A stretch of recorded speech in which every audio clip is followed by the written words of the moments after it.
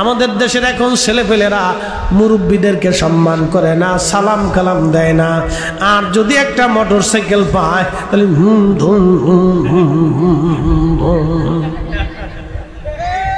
বাপরে বাপ,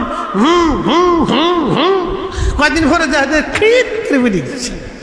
হসপিটালে দেখি পঙ্গু হসপিটালে ঠ্যাং একটা ঝুলে রাখছে।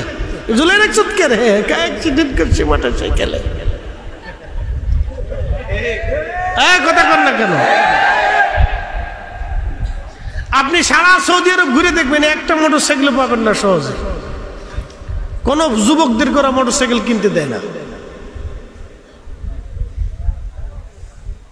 আর আমাদের দেশের পোলাপান বাপে কৃষি কাজ করে খায়, পুলারে মোটরসাইকেল কিনে দিতে হবে, নাহলে গলায় দিয়ে মরে যাবে। আমার কথা হলো মরে যাক গিয়া, কি কথা কর না কেন? ও মরে যাক, 7-8 2 মরে গেলে কি হয়? তুই মরে যাক গিয়া, তোর মোটরসাইকেল কিনে দেবো না, যা। কথা ক্লিয়ার, কোনো ভেজাল ভেজাল নাই। তুই মরে যাক, যা।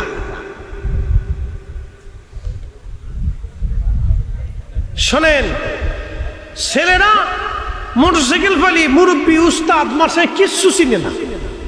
এখনো আমরা এই যে আমাদের বয়স হয়ে গেছে, আমরা এখনো সেই দাখিল সেকশনের আমরা যারা ছোটকাল থেকে শিখেছি সে উস্তাদদেরকে এখনো দেখলে আমরা গাড়ি থেকে নেমে যাই, সালাম কালাম করি, সম্মান করি। হুজুর আসছেন, ওই হুজুরের জন্য আজকে আমরা এত দূর পর্যন্ত আসছি, আমরা এখনো সম্মান করি। শোনেন, আমি আমার তরুণ ভাইদেরকে বলবো, এটিগুলো কিয়ামতের আলামত। আদব উঠে যাবে, সম্মান উঠে যাবে, বুঝতে পারছেন? এই যে আজকে বিভিন্ন ভার্সিটিতে দেখবেন, কলেজ ইউনিভার্সিটিতে দেখবেন ছেলেরা স্যারদেরকে সম্মান করে না, কারণ স্যারও দাঁড়ায় মুতে, পোলাপনও দাঁড়ায় মুতে। ঠিক আসতে কোন জোরে বলো, আমি তো খারাপ কিছু বলতেছি না। সেও দাঁড়ায় মুতে, সেও দাঁড়ায় মুতে, তো দাঁড়ায় মতন তো গরুব একসাথে হয়েছে।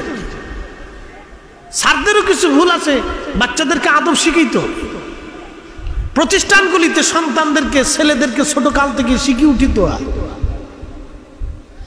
কিছু কিছু স্যার আছে যে ঘুমায় পড়ছে, ঘুমাচ্ছে, উনি শিক্ষা বাদ দিয়ে ঘুমাচ্ছে, খুব ঘুম ওনার, সারা জীবন ঘুমাইছে না, ক্লাসে গেলে খালি ঘুমাচ্ছে। ফাজলিমের একটা সীমা থাকা উচিত। সন্তানদেরকে যদি আদব শিক্ষা না দেন তাহলে বেআদব হবে। এই জন্য আদব শিখাইতে হবে। বাবাজি, প্রিয় বন্ধু আমার, সন্তানদেরকে আদব শিখান, আদবই বানান। আদবই যদি না বানান তাহলে বিপদ আছে। এই জন্য সন্তানদেরকে আদব বানান।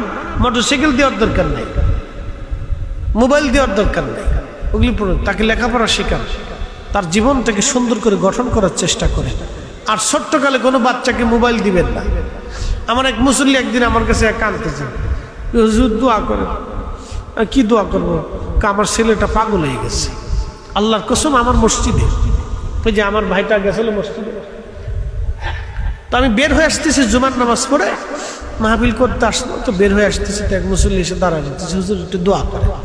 তা বললাম, কি দোয়া করবো, কি হয়েছে? তো বলতেছে, হুজুর আমার ছেলেটা পাগল হয়ে গেছে। বললাম, ছেলেটা পাগল হলো, বয়স কত? বলে, হুজুর 5-6 বছর বয়স। এই আমার দিকে তাকান, আমি বাস্তবতা থেকে বলতেছি।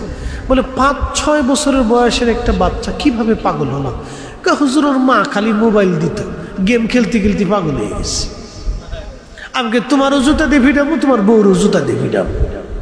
দোয়া চাইতেইছ, নিজের সন্তান দিয়ে এইভাবে পাগল বানে, তারপর দোয়া চাইতেইছ। ছি ছি ছি, লজ্জা করেন আপনার। আপনি একটা ছোট্ট বাচ্চাকে এইভাবে মোবাইল দিয়ে তারা অ্যাডনর্মাল বানিয়ে ফেলছেন, পাগল বানিয়ে ফেলছেন।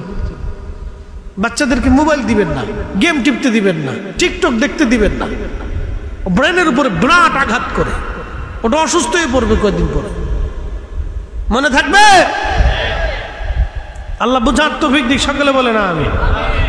ওই নামই আমার গলার মালা, ওই নাম জপে মোর জোড়ায় জালাম, ওই নামই আমার গলার মালা, ওই নাম জপে মোর জোড়ায় জালাম।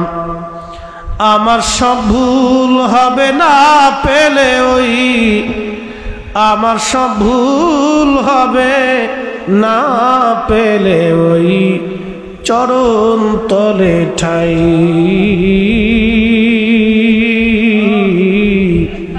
ওই নামের মাঝে কি যেন এক শান্তি খুঁজে পাই।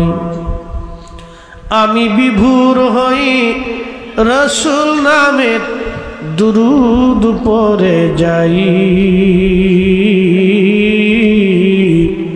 ওই নামের মাঝে কি যেন এক শান্তি খুঁজে পাই।